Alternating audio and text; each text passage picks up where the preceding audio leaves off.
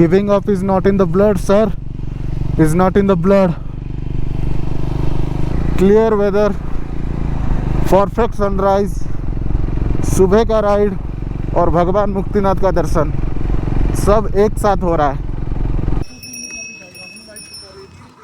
Muktinath village जाके पहुंच चुके हैं, बर्फीला पहाड़, उसी बीच में एक छोटा रफ पैच। इस साइड देखिए, ह्यूज स्नो कैप्ड माउंटेन।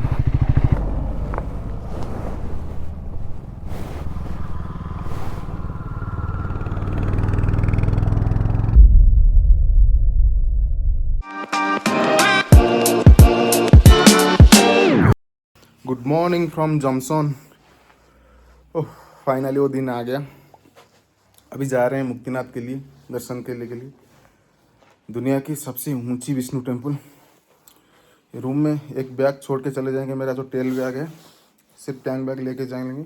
यहाँ से मुक्तिनाथ रह गया 20 किलोमीटर, रास्ता अच्छा है। एक घंटा पहुँचने में। दर्शन करके 9 बजे के अंदर वापस आ जाएंगे। फिर सामान वामान पैक करके निकलेंगे पोखरा के लिए, क्योंकि कल सुबह निकलना है इंडिया के लिए। तो चलते हैं, आपको डायरेक्ट दिखाते हैं। रूम के सामने का नज़ारा देख लीजिए एक बार।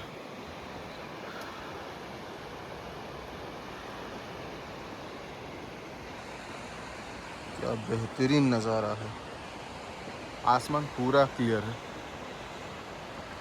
मत कहूँ, ऐसे चले जाओ।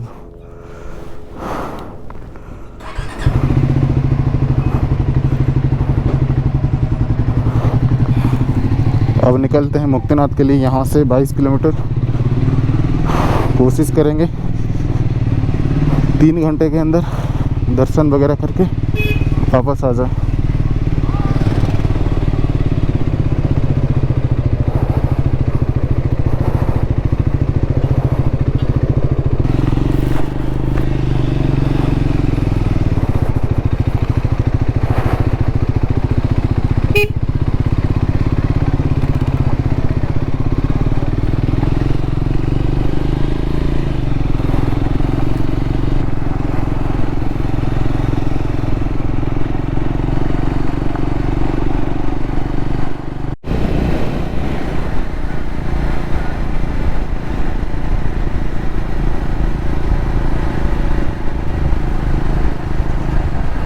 जॉमसोन जो कि सी लेवल से 9000 फीट ऊपर था, मुक्तिनाथ 12,000 फीट के ऊपर है। 4,000 फीट का अभी चढ़ना बाकी है। फिर जाके भगवान मुक्तिनाथ के दर्शन हो पाएगा। सोच के आया था कि उधर आके 108 मुक्ति धारा से नहा के जाऊंगा, लेकिन ठंड वैसी है, टेम्परेचर 1-2 डिग्री है, हो नहीं पाएगा।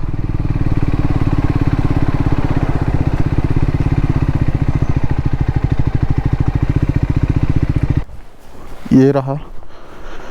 Hartley welcome to Baragung Mukteshwar RM Mustang. उसी बीच में एक छोटा रफ पैच। इस साइड देखिए, huge snow capped mountain, huge. मौसम अगर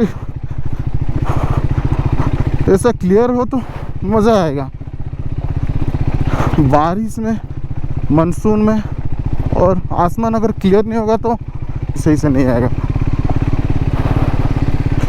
कोई बात नहीं, भगवान मुक्तिनाथ की कृपा से आज उनकी दर्शन हो पा रही है, वो बड़ी बात है। अल्टीमेट डेस्टिनेशन मुक्तिनाथ ही था।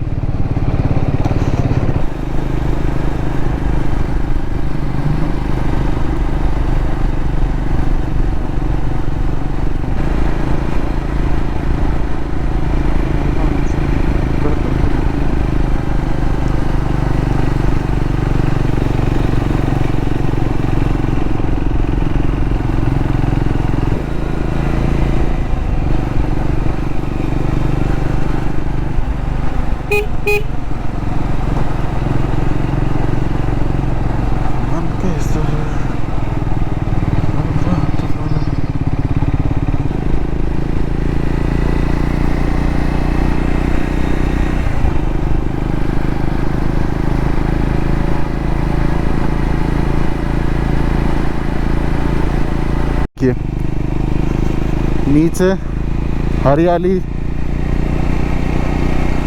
नीचे थोड़ा बहुत हरियाली दिख रही होगी और एक छोटा सा गांव बस रहा है यहाँ पे, और ऊपर huge mountain, snow capped mountain, और वेदर पूरा क्लियर है।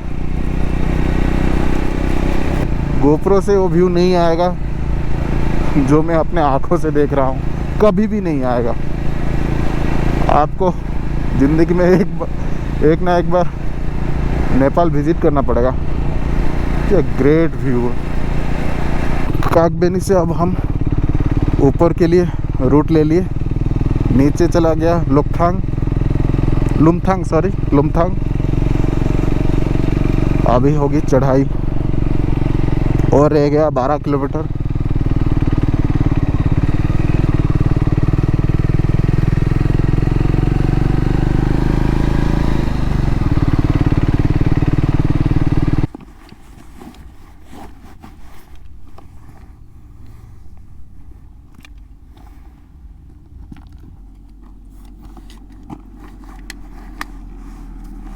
का पहाड़ देखिए, क्या भाई क्या व्यू है। ये है वेदर क्लियर होने का फ़ायदा। व्यूज़ गजब के मिलते हैं। मुक्तिनाथ कोई जन्नत से कम नहीं। सामने का एक व्यू देखिए, इस साइड से सनराइज हो रहा है, दैट्स व्हाई कि सही से क्लियर व्यू नहीं आ रहा होगा, लेकिन फिर भी मैं जो देख पा रहा हूँ वो अनमैचेबल। क्या व्यू है भाई, मेरे पास शब्द ही नहीं है, मैं क्या बोलूँ। ये रही पूरा का पूरा स्नो कैप्ड माउंटेन आपके सामने। बस क्लियर वेदर, परफेक्ट सनराइज, सुबह का राइड और भगवान मुक्तिनाथ का दर्शन, सब एक साथ हो रहा है। सिर्फ ये व्यू के लिए पिछले 4-5 दिनों से मैं जूझ रहा था।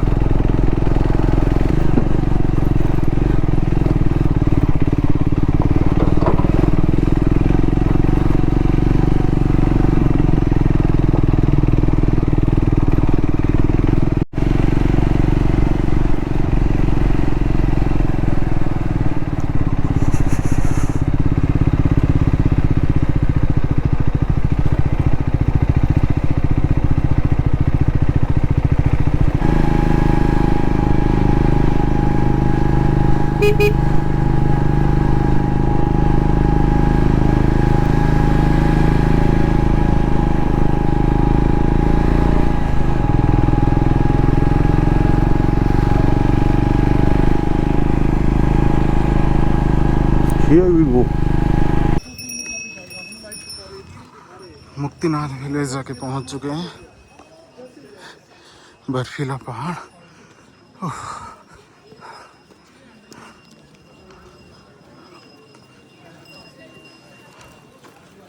ऊपर। तो finally I have reached the world's highest Vishnu temple, Muktinath Mustang.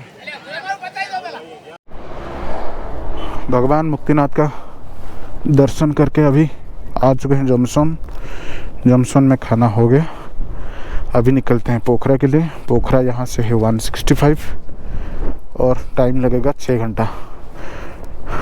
आज ट्राई करते हैं जितना हो सके कम ब्रेक लेके पहुँचा जाए, जितना जल्दी हो सके उतना जल्दी पहुँचा जाए। अभी जमसोन से निकल रहे हैं,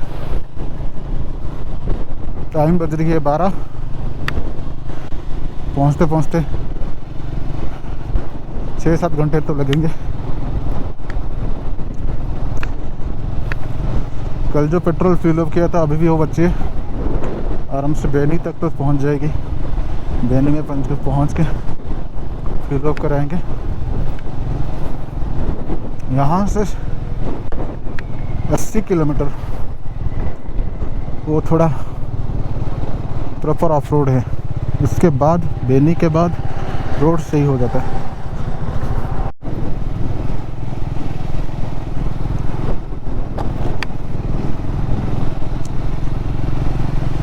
व्यू ऐसा है तो जाने का मन क्यों करेगा। दोनों साइड दो जायंट माउंटेन, एक साइड में अन्नपूर्णा, दूसरे साइड धौलागिरी। क्या खतरनाक व्यू है।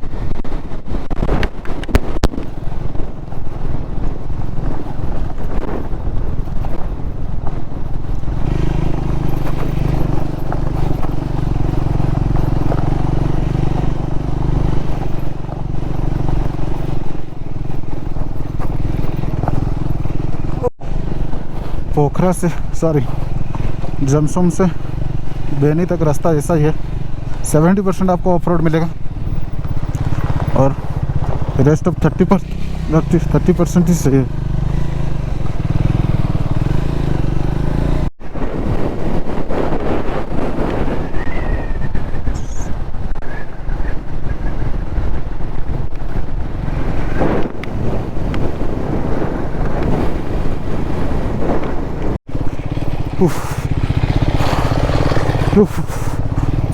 फक झूठ हो गया, पहुंच गए।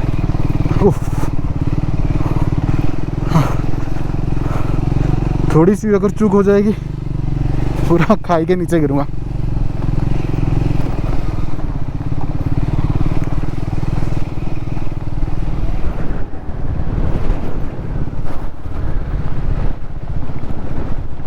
Giving up is not in the blood, sir.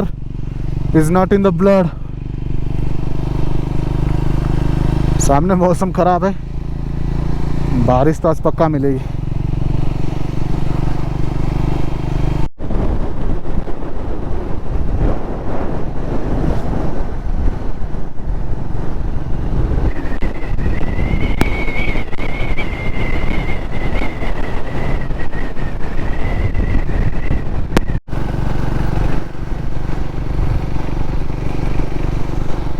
कल के हिसाब से आज माउंटेन थोड़ा क्लियरली विजिबल हो रहा है।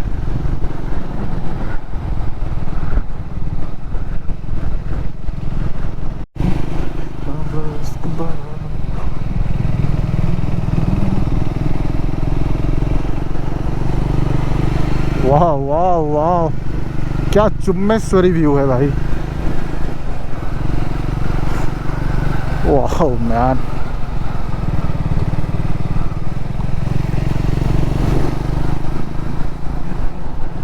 पीछे एक चेक पोस्ट में आपका भंसर चेक हो रहा था। उधर जाके जब मैं पहुंचा, ओडी नंबर प्लेट का गाड़ी था, Suzuki Dzire, sorry Suzuki Brezza. वो दोनों भी उड़ीसा से थे। नेपाल आके मेरे को ये पता चल गया कि यहाँ आने का बेस्ट महीना, best time to visit Nepal starting April start में आप आ सकते हैं, या मिडिल 15-20 तारीख को, अप्रैल 15-20 तारीख को भी आप आ सकते हैं। मई आते आते यहाँ का मौसम बदल जाता है और पहाड़ों में चुटकी भर में मौसम बदलता है, पता भी नहीं चलेगा। अब धूप निकली है, क्या पता आगे बारिश मिल सकती है। सो आप अगर आना चाहते हैं तो ट्राई कीजिए मिड अप्रैल या स्टार्टिंग के अप्रैल के महीने में आप आओ। बहुत ही ब्यूटीफुल देश है नेपाल। यहाँ कल मैं यहीं से ही अपना भंसर, सॉरी जो परमिट था, पर्सन के लिए जो परमिट बनता है, मैं कल यहीं से ही बनाया था। ये यकीन नहीं हो रहा है, कल मैं इसी रास्ते से आया था। What the heck, man?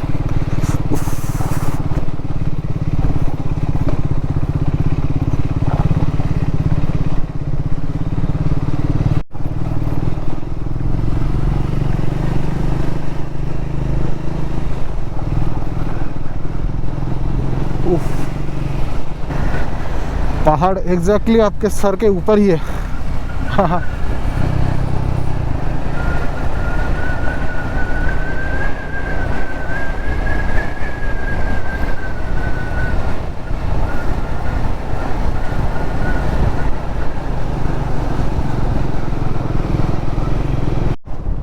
Jomsom से मैं चला के आ चुका हूँ ऑलरेडी 50 किलोमीटर।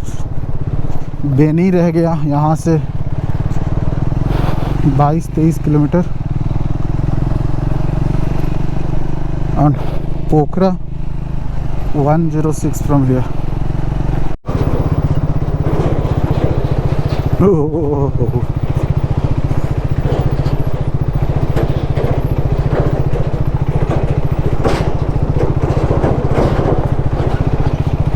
क्या खौफनाक मंजर।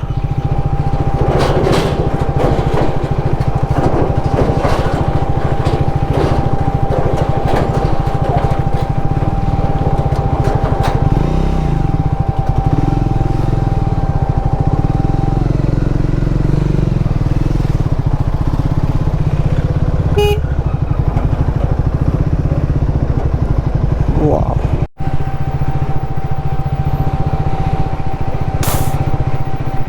वाह।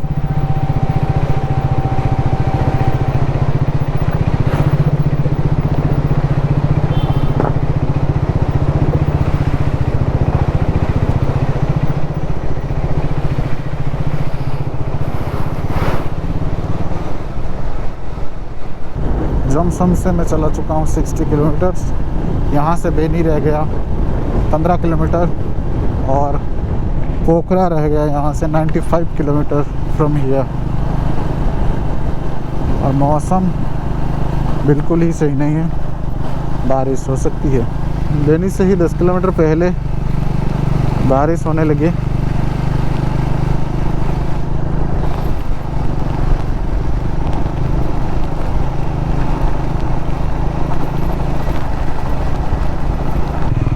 After almost 50-40 kilometers of off-roading, now I am at Beni. यहाँ से पोखरा रह गई 90 किलोमीटर और बारिश तो हो रही है। एक काम करता हूँ, ये विंटर डिकैथलॉन का जैकेट निकाल के रेनकोट वगैरह पहन लेता हूँ।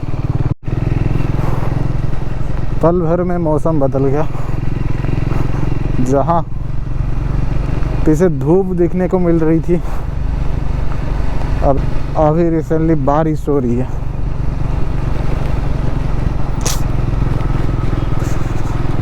एटलीस्ट पोखरा तक तो रुक जाता।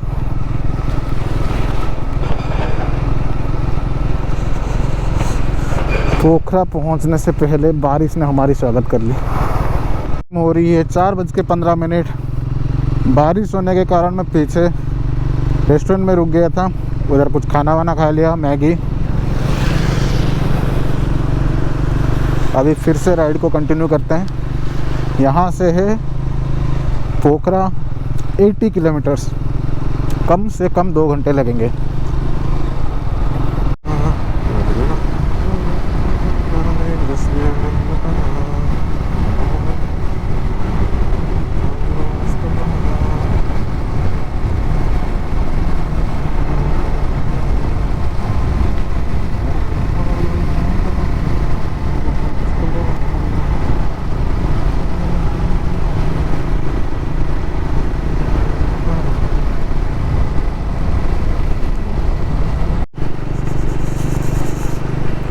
पंद्रह किलोमीटर आगे आने के बाद फिर से बूंदाबांदी हो रही है।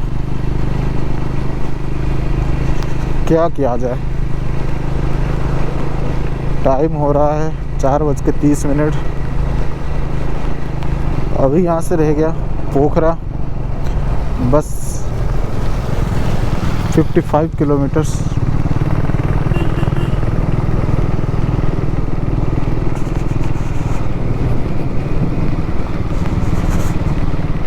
हाय फ्रॉम पोखरा। कल मेरे को 7 बज गए पोखरा में पहुंचते पहुंचते, क्योंकि आखिर का जो 80 किलोमीटर था, लास्ट 80 किलोमीटर बारिश रुक नहीं रही थी। सो धीरे धीरे करके मैं जहाँ पहुँचने में 5 घंटे 6 घंटे लगते हैं, 8 घंटे लग गए कल।